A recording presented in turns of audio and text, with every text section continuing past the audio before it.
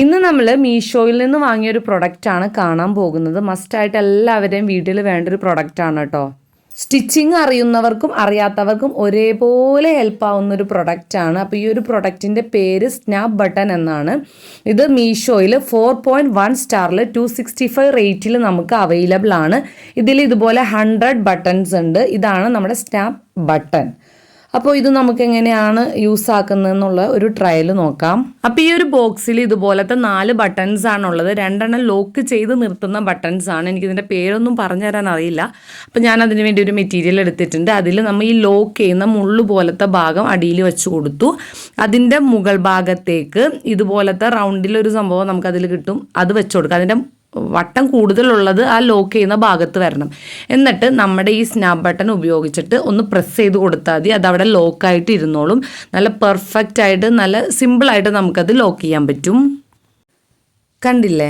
ദേ ഇതുപോലെ പ്രസ് ചെയ്ത് കൊടുത്താൽ മതി. നല്ല നീറ്റായിട്ട് നമുക്കതവിടെ ലോക്കായി കിട്ടിയിട്ടുണ്ട്. ഇനി നമുക്ക് അതിൻ്റെ ഓപ്പോസിറ്റ് ഭാഗത്തത് ലോക്ക് ചെയ്യാം. ഇതുപോലെ തന്നെ ആ മുള്ളു പോലത്തെ ഭാഗം ഉള്ളിൽ കയറ്റി കൊടുക്കുന്നുണ്ട്. അതിൻ്റെ മോൾ ഭാഗത്ത് ആ നിപ്പ് പോലെ ഇരിക്കുന്നത് ഞാൻ വച്ചിട്ട് നമ്മുടെ സ്നാപ്പ് ബട്ടൺ ഉപയോഗിച്ചിട്ട് പ്രസ് ചെയ്യാണ്. നല്ല നീറ്റായിട്ട് അതും നമുക്ക് ലോക്ക് ചെയ്യാൻ പറ്റുന്നുണ്ട്. ആക്ച്വലി നമ്മുടെ ഈ സ്നാപ്പ് ബട്ടണിൽ 2 വൈറ്റ് ബട്ടൺ അറ്റാച്ച് ചെയ്യാൻ പാകത്തിനുള്ള ഒരു എന്താ പറയുക ഒരു ക്യാപ്പ് ഉണ്ടായിരുന്നു.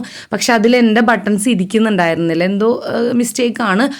അപ്പോൾ അതുകൊണ്ടാണ് ഞാനിങ്ങനെ സെപ്പറേറ്റ് ലോക്ക് ചെയ്തത്. എന്നാലും എനിക്കിത് യൂസ് ആക്കാൻ പറ്റുന്നുണ്ട്. നല്ല പ്രൊഡക്റ്റാണ്. മസ്റ്റ് ബൈ ആയിട്ട് ഞാൻ പറയുന്ന ഒരു പ്രൊഡക്റ്റാണ്. അപ്പോൾ ഞാൻ എൻ്റെ മോളുടെ കേപ്പ് സ്റ്റിച്ച് ചെയ്തതിലും ഈ ലോക്ക് ഞാൻ അറ്റാച്ച് ചെയ്തിട്ടുണ്ടായിരുന്നു. അതുകൊണ്ട് തന്നെ നല്ല പെർഫെക്റ്റ് ആയിട്ട് വന്നിട്ടുണ്ട്.